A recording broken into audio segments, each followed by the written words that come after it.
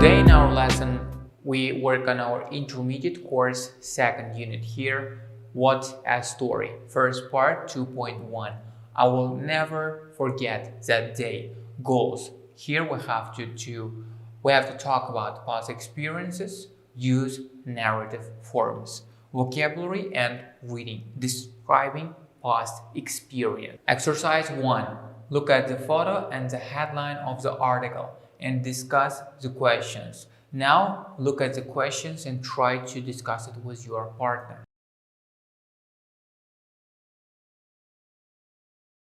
Now let's look at the possible answers. 1. What do you consider to be a bad day at work? Well, if I don't have my plans and if things go as I didn't plan, I may consider it a bad day, it to be a bad day at work.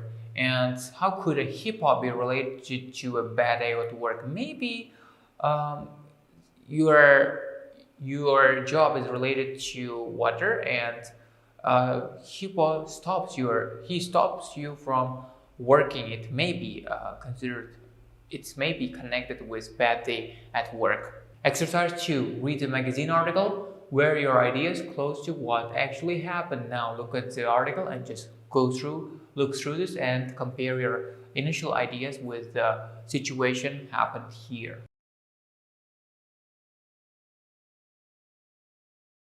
Now let's look at the answer. As you see, he was working as a river guide, and one evening while in his boat, he suddenly got stuck inside something. At first, he thought it was another boat, but in fact, he was in the mouth of a hippo. Eventually, he escaped. Exercise 3. Read the article again and choose the correct verbs. Try to finish this article with correct words that you think are true.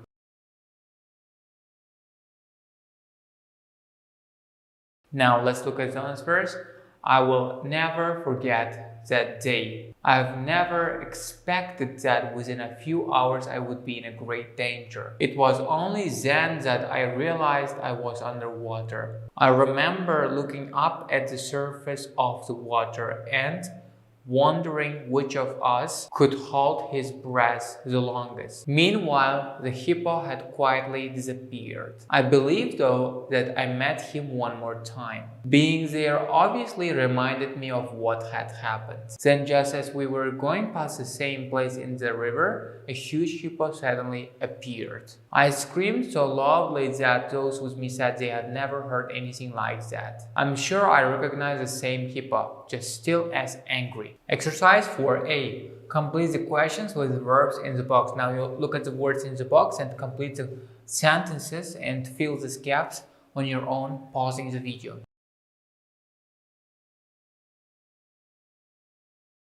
Now let's look at the answers. 1. When did the writer realize that his head was inside a hippo? How do you think he felt? 2. Why do you think the writer remembered so clearly what he was seeing and wondering about while he was underwater? 3. Do you believe the writer really recognized the same hippo 2 years later, or did it just remind him of the hippo that attacked him? 4. Did you expect the writer to return to being a river guide after what happened? Would you? Exercise 4b. Discuss your answers with a partner. Now, pause the video and just answer these questions individually.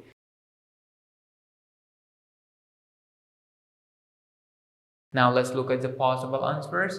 Well, when he felt the hippo's nose and mouth by his hand, then he just recognized that or realized that he was inside a hippo, and I think he felt terrified.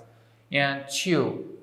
The reason why he remembered so clearly was adrenaline in his body. Well, when you are in risky situations, when adrenaline is rushing in your blood, you just remember everything clearly, and this memory stays for a long time.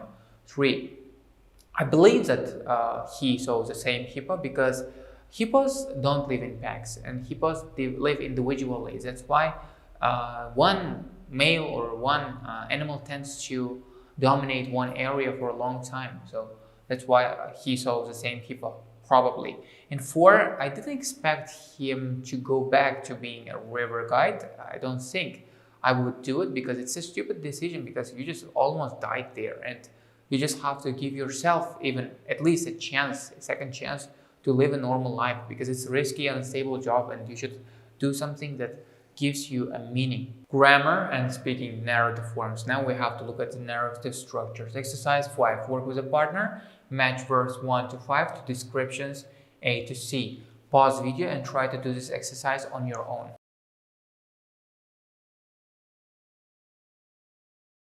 Now let's look at the answers. A. Setting the background to story. As you know, background is set by using continuous tense. The main events in the story is mostly given in past simple. An event that happened before the main event in the story is used in past perfect. As you see here, an event that happened before the main event in the story is 1. I was 27 and I had been a river guide for several years. Setting the background to the story, it is 2 and 3. The sun was setting and we were reaching the end of the tour one evening when something knocked into the boat.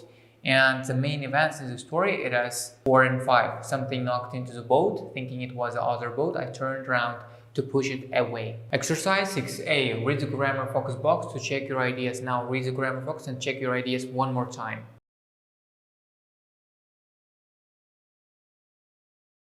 Exercise 6B. Add one more example of each form from the article on page 16 to the box. Here, you just have to fill these boxes with going to page 16 and just reading the article one more time.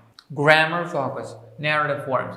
In narratives, meaning when we're telling a story, we use the past simple for main events in a story. For example, something knocked into the boat. We use past continuous for background events or longer actions interrupted by short events. Well, when we're setting background to the main story, for example, the sun was shining, birds were chirping, we use continuous tense, or we use continuous tense for actions, longer actions that were interrupted by short event. For example, I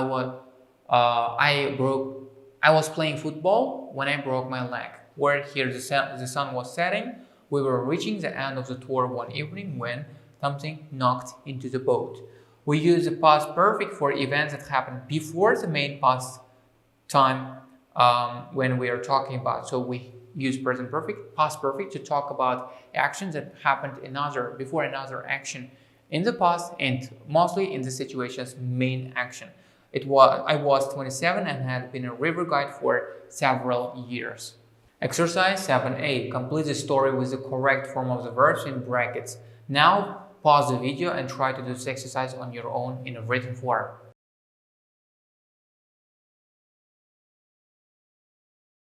Now let's check the answers. A lucky escape. That reminds me of another story I heard about a man who had a lucky escape. He had been at a barbecue restaurant on top of a mountain, and after the meal, he decided not to take the cable car down with his friends, but to walk down instead.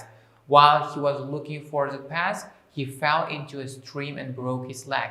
Unable to move, he tried to phone for help, but his mobile wasn't working because he had dropped it in the stream.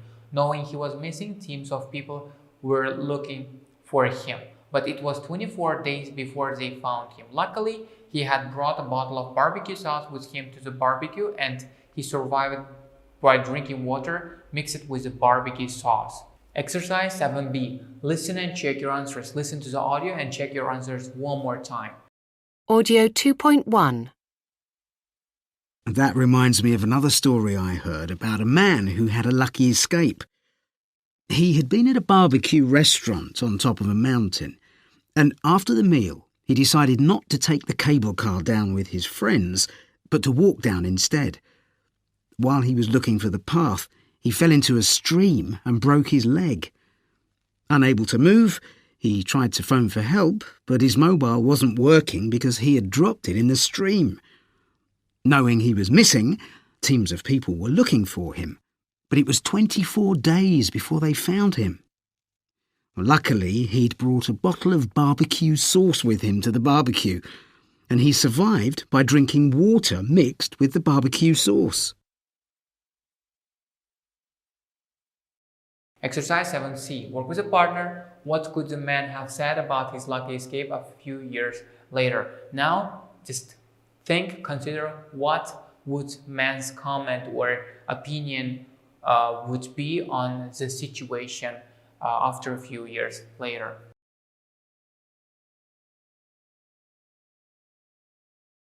Pronunciation. Auxiliary verbs had plus was were. Exercise 8A. Now in this part we just have to look at the pronunciation of auxiliary verbs and how to just stress them in a correct way. Exercise 8A. Look at these two sentences from the story. What is the difference between two underlined verbs? How will their pronunciation be different? Now have a look at these words and just guess what kind of different pronunciation would they have.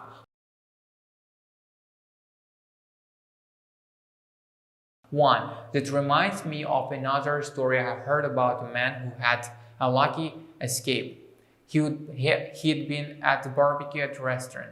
As you see, when it's like complete form, we pronounce it as had.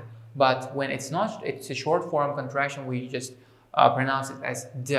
He'd been. Exercise 8B. How or was and were pronounced in these sentences and why? Let's look at the pronunciation of was, were and just try to find ideas.